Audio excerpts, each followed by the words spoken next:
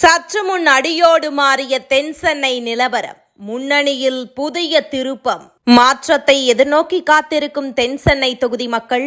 மறையும் சூரியன், மலர்ந்து கொண்டே வரும் தாமரை. மக்களவைத் தேர்தலுக்கான பரப்புரைகள் நாளுக்கு நாள் விறுவிறுப்பாகவும் சர்ச்சைகளுக்கு பஞ்சம் இல்லாமலும் சென்று கொண்டிருக்கிறது. இந்நிலையில் தென்சென்னையில் பாஜக, திமுக, அதிமுக கட்சிகளுக்கு இடையே மும்முனை போட்டி நிலவுகிறது.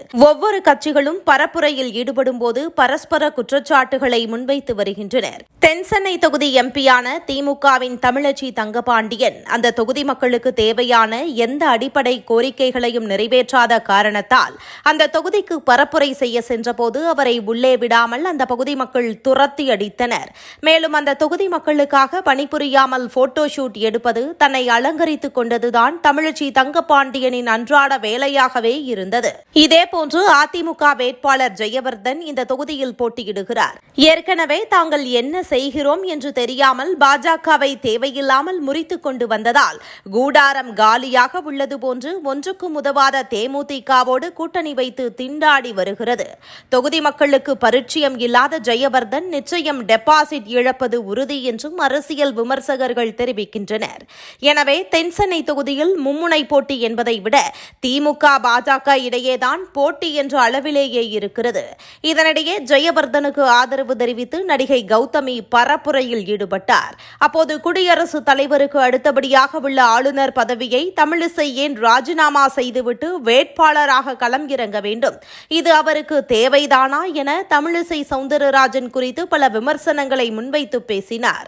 அதற்கு பதிலடி கொடுக்கும் விதமாக, நான் என் மக்களுக்காக அவர்களுடன் இருந்து சேவை செய்ய வேண்டும் என்று, அவர்களின் அன்பு எனக்கு முக்கியம் என்றும், யாருடைய வற்புறுத்தலின் பேரிலோ கட்டாயத்தின் பெயரிலோ இல்லாமல் என்னுடைய சுயாதீனத்தோடு நான் ஆளுநர் பதவியை ராஜினாமா செய்துவிட்டு தென்சென்னை எனக்கு பரிச்சயமான தொகுதி என்பதால் இங்கு போட்டியிடுகிறேன் என்று தமிழிசை சவுந்தரராஜன் தெரிவித்தார். எனவே கௌதமி தேவையின்றி வார்த்தைகளை விட வேண்டாம் என்றும், கொச்சையாக பேச வேண்டாம் என்றும் அன்பு வேண்டுகோள் விடுத்தார்.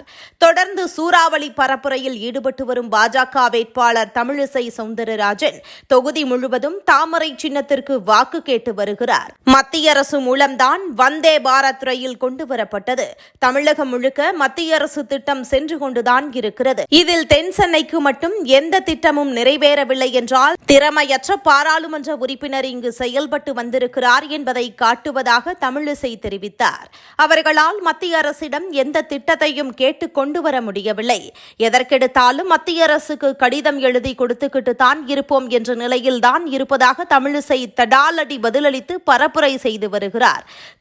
காலமாக ஆட்சி செய்து வந்த திமுக தென்சென்னை தொகுதியில் பெரிய மாற்றம் செய்து விட்டார்கள் என சொல்லும் அளவுக்கு என்ன மாற்றத்தை கொண்டு வந்தார்கள் என கேள்வி எழுப்பும் தமிழிசை, அருகில் உள்ள புதுச்சேரியில் மின்னணு பேருந்துகள் இயக்கப்படுகிறது. தமிழகத்தில் அதற்கான முயற்சிகள் செய்ய தவறிவிட்டது என குற்றம் சாட்டினார். அடிப்படை கட்டமைப்பை இந்த அரசு முழுமையாக செய்யவில்லை என்றும், முழுமையாக செய்திருந்தால் சென்னை இப்படி மழைநீரில் மூழ்கி இருக்காது என ஆளும் விடிய அரசின் விளம்பர அரசை தமிழிசை சாடினார். இதே மழை வெள்ளம் புதுச்சேரியில் ஏற்பட்ட போது களத்தில் நின்று தமிழிசை சவுந்தரராஜன் பணியாற்றினார். தென்சென்னையை பொறுத்தவரைக்கும் அப்பகுதி மக்கள் திமுக மீதும் அதிக அதிருப்தியில் உள்ளனர் என்றே சொல்லலாம். மாற்றம் வேண்டும் என்ற மனநிலைக்கு தென்சென்னை தொகுதி மக்கள் வந்திருப்பதாகவும், பாஜகவின் ஆதரவு சதவீதம் நாளுக்கு நாள் அதிகரித்துக் கொண்டே போகிறது என்றே தெரிகிறது. தொகுதி மக்களின் நலனுக்காக நிச்சயம் ஏதாவது செய்ய வேண்டும் என ஆளுநர் பதவியையே புறம் தள்ளிவிட்டு வந்திருக்கும் தமிழிசை சவுந்தரராஜன் தங்களுக்காக துணை நிற்பார் என்ற மனநிலைக்கு வந்துள்ளனர் தென்சென்னை தொகுதி மக்கள்.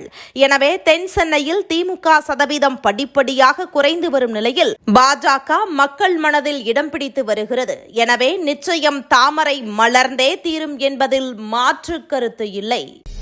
வளர்ச்சியும் வாய்ப்புகளும் தொடர, தமிழும் தமிழகமும் தலை நிமிர மோடியின் கேரண்டி இருக்கு. இனி பயம் எதற்கு?